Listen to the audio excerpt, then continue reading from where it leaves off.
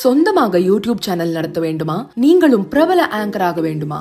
உடனே சேருங்கள் Pandey school of journalism. Contact 7388242242.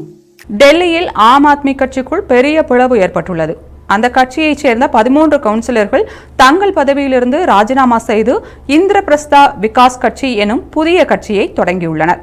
கடந்த பிப்ரவரியில் நடைபெற்ற டெல்லி சட்டமன்ற தேர்தலில் பாஜக வெற்றி பெற்று ஆட்சி அமைத்தது.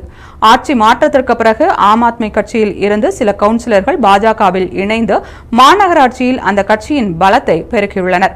கடந்த மாதம் நடந்த மேயர் தேர்தலில் பாஜகவை சேர்ந்த ராஜா இக்பால் சிங் தேர்ந்தெடுக்கப்பட்டார். துணை மேயராக ஜெய் பகவான் யாதவ் தேர்வு பெற்றார். தற்போது ஆம் ஆத்மியில் இருந்து 13 கவுன்சிலர்கள் விலகி புதிய கட்சியை தொடங்கி இருக்கின்றனர். இந்த புதிய கட்சியின் தலைவராக மூத்த கவுன்சிலர் முகேஷ் கோயல் நியமிக்கப்பட்டுள்ளார்.